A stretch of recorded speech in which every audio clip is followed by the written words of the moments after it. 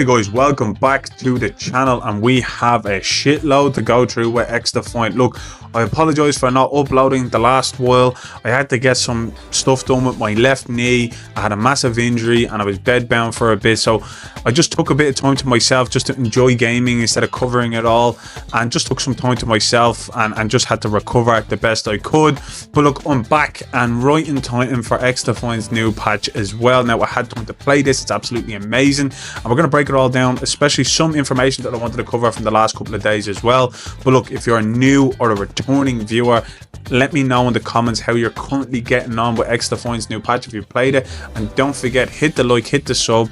We're well past 500. We got the first part of the partner program with YouTube, and now we need to push on to that 1,000. It's a long journey, but it's a great journey, and I'm really enjoying it with all you guys. So let's see where we go from here. But look, straight in, XDefiant's new patch. This is me playing it, and to be honest, I really enjoyed it. I was rusty, you know, getting my bearings again, but really did enjoy it. It was absolutely amazing, and I played this for a good couple of hours, and to be honest, the fixes really felt smooth, they felt clean. So for me, it's a massive positive. I'm not only covering it prior to the patch coming out because I didn't have time to do it, so I'm covering it after I played it, and I'm giving a more honest review on it and how I'm feeling, how I played it. And to be honest, I played for, as I said, a couple of hours, and it felt good, man. It felt good. I didn't feel like kill trading was a massive negative in the game. It just was what it was, and I just felt like I was killing the way I should be killing, and I was dying the way I should be dying. So overall, improving in the game. There's a lot of fixes that we have to go through, some netcode things that were changed as well, so we're going to break that down later in the video. But the first thing I do want to go through is just some things that went on with Mark Rubin, because he hasn't posted for a while, and we know when they go silent, they have things cooking. We've seen that pattern, but I want to break this down. Okay, the first thing I want to break down was just, it was something that was brought up to him in terms of how they kind of listen to just anyone who complains, and then they adjust it, and it was about the sniper, the flinch, all of this stuff. And I just wanted to pull this up. I'm not going to read it all, but it just basically talks about the data and how they analyze the data. And we know Mark Rubin early on in XDefiant's life cycle, he said, we're going to be looking at the data, but we're also going to be listening to the players. We know that, and he makes that statement here once again, reinforcing that, saying, look, what makes you think we don't look at the data? We've loads of data. Balancing means looking at data, making adjustments, then looking at the data again, making more adjustments. And also, it isn't the end all and be all of tuning. There are other factors, but let's talk about where the snipers are at. And he basically just breaks it down and say, look, we needed to find the middle ground for those arena maps and those kind of medium length maps, so they're not, you know, useless, but they're not overpowered as well, and they'll constantly try balance that out as well. So that's kind of where he got from. But like, it's crazy how some people jump on the bandwagon and just go, oh, he read one comment and he changed everything. It doesn't work like that. Gaming, we wish gaming worked like that, and it maybe looks like that because you've been barking at that situation for so long, and when it does get changed, you feel like, oh, they actually did it because they listened to us.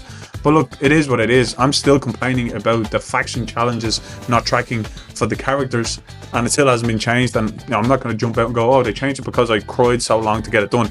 But in all honesty, I really wish they do that. But look, that's just, I just thought that was something to cover, because it's a bit crazy how people think that because one person complains that they changed it or they adjusted the snipers. They always said they were going to adjust the snipers back and forth, so we just have to get on with it. But look, down to the good stuff. We're going to start off with the patch notes. Gameplay, big changes in here, basically saying that daily challenges now directly level up the battle pass, earning an entire BP tier if players complete hard challenges, which is absolutely amazing. Speeds up that kind of, you know, that progression for the casual player. Players now receive notifications when destroying specific enemy abilities. Kind of was already in there, but they made it a little bit more prominent. And previously, players could negate the sway penalty. We noticed this before with spam crouching the button when you hold your breath. That's gone now, so you won't have that problem anymore. You can't have that little loophole. And the mantling ledges was a big problem with the auto grab, but now you can do that more confidently. They fixed that. And then the transitioning from sprinting to shooting, weapon shot only if the player was holding the fire button at the end of the transition before tapping the fire button while sprinting, causing the weapon to shoot at the end of the sprint shoot transition, giving the impression that the weapon was firing willy-nilly. Not the case anymore. I had those issues where actually, you know, when I was shooting and I died, the weapon was actually firing in my next life, so the game was trying to catch up with itself. So that seems to actually stop that from happening, so I'm really happy with that. But we have big changes with the factions, and yes, we have the Phantom change. Look, a few small minor changes to the GSK Commando and DedSec, but the Highwayman's scrap turret does now works properly. It doesn't shoot people through walls. It was basically just wall hacking. You shoot anyone, but it now shoots when actually you're behind cover or if you're taller than that. The GSK Commandos Flash Shield blinds people even if you're hunkered behind a mag barrier, and the AEGIS shield as well as it should do, because you know it's not eye protection. And then the spoiler bots were having problems again, and they changed that. But the big ones, the Phantoms, I'm going to jump to the Phantoms. They reduced the health from 120 to 115 for the passives. The trade-off of this was a decrease in movement speed, and then also it takes 1 extra second from 4 to 5 to increase your health and health regeneration. And that just is a great balance, because I've actually used the Phantoms and it just feels like they're more of that tankier build, which you get from their Ultra. You feel that you're slow, so it feels like they're not OP now. And even playing against some of the Phantoms, it's still a massive advantage. Like if you had to move an attachment that gave you 5% less movement speed for 15 extra health, you would do that 100%. And I think Aches actually mentioned that in a tweet as well, which is a great analogy to kind of justify that trade-off. And I think it's a great balance. I don't think it's overdone. I don't think they're kind of nerfed down to the ground. It's a nice balance for that faction, and you can have more of a better trade-off with that faction as well. So I'm super stoked that they brought that. It's been on the cards for a while, but it's finally here, and I don't think they're pulled out of the game, to be really honest. But the game modes bomb had an issue where you joined in and you were just basically paralyzed instead of actually looking at the spectating side of things. We did know that they were changing that. And then also the welcome playlist for season 2 has been increased to level 40, which I think is absolutely amazing for new players and the casual players. That was a great addition. I tip my hat to that one. And then in ranked, minor tuning to rank points formula to speed up the progression through silver, ruby and diamond, and players no longer see the incorrect selection for their next map when voting at random map or mode in ranked play, which is a great little addition for ranked as well. So it's nice to see that kind of that welcome playlist still being active for players, and it's gone up to 40. It allows people who want to just jump in at season 2 to have a little bit more freedom in there to kind of get an experience, and they're not going to be like dogged on from someone who's over 100 ranks.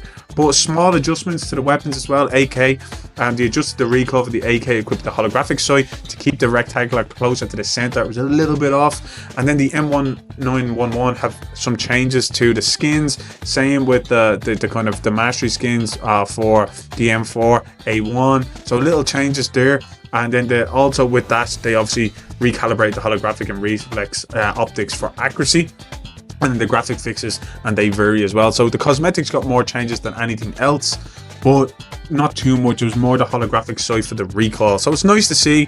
No massive nerfs or buffs in that. So just small little minor changes. And we noticed this as well, that they have these little minor changes and then a couple of big ones. Phantoms is the first one. The next one is the netcode that we're going to go through. So some things on the devices which I hated, and I'm happy that they did it, where if you're trying on basically a tripwire, essentially if you tapped it or held it, it should do it at the exact same speed. It now does that, but the netcode, man, reduced by half the time span in which two adversaries can score the final shot, which should reduce the instance of kill trades when two players die simultaneously. Absolutely amazing. Some audio fixes in there as well, which is pretty cool.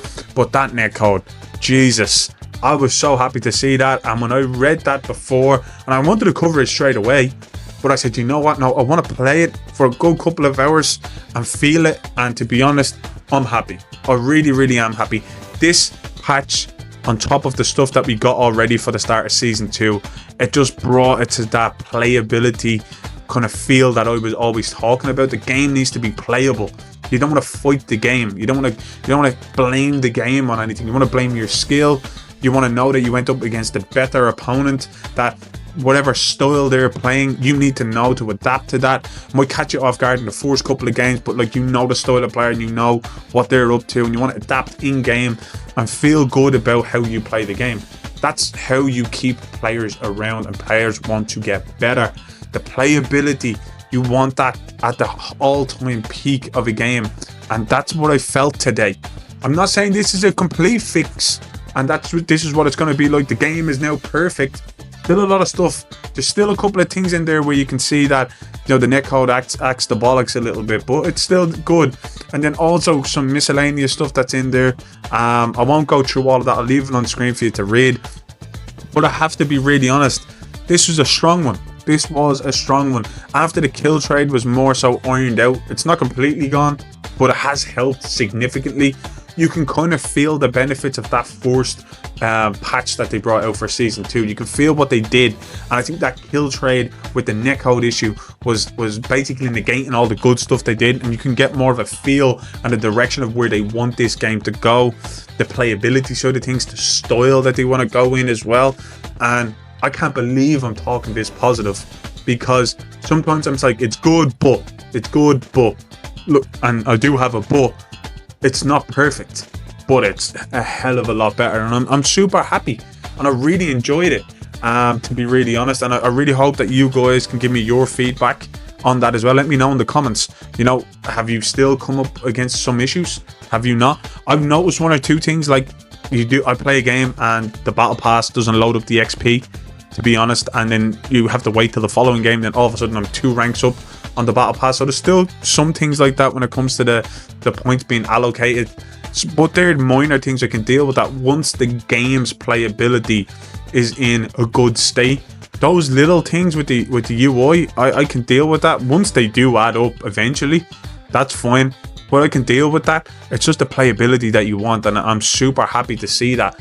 Look, I don't know what's gonna happen with Ubisoft and XDefiant and just Ubisoft as a whole, but I think this game is in a better state than it was a couple of months ago, especially if anything goes by what I played today, and if I play later on this evening and tomorrow and the day after and I still get the same experiences. I think this game is going to do extremely well, and they do have to obviously balance that store pricing. I think it's a bit excessive. Like I think there's one in the store right now, it's just like black camo, jet black, and it's like 800 X coins, and that's like €8 or dollars or anything like that, which is a bit ridiculous. There's one bundle that's like $37, which is equivalent of a game that you can get.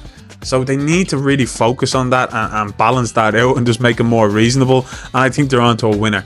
But as they said, look, they need to do better in that. But I'm super stoked. Let me know what your experiences was. And look guys, we have a couple of new games coming to the channel as well. Off the Grid is a game that we're going to be covering as well. Super excited to play that. A couple of other multiplayer games that I'm going to bring, and you know, this week has just kind of set me back a little bit of getting that content out, but I could not wait to get this one out, and I'm super excited that we're in a position now where XDefiant feels the way it should have been a couple of months ago. And I'm all thumbs up on this one. I really am. I can't really have much of a negative say on it, because I wasn't infuriated at the game when I died. I was like, that was me, I'm bad there, I should have did better, I should have did this, and that's what I wanted to be telling myself. Where most of the times I just knew it was the game playing against me. Where now when I'm playing it and I die, it's just like, look, I was just bad there, I should have known. You know what I'm trying to say? That's where we're at. But look, there's a lot of stuff coming down for this channel, and I'm super excited to be back, and I just want to kind of get back into it and get as much content out there to you guys and catch up on the timeline that I set. And we will get there, and it's going to be an exciting one. But guys, that is all for me, and I can't wait to chat to you in the comments, and I will catch you on the next one.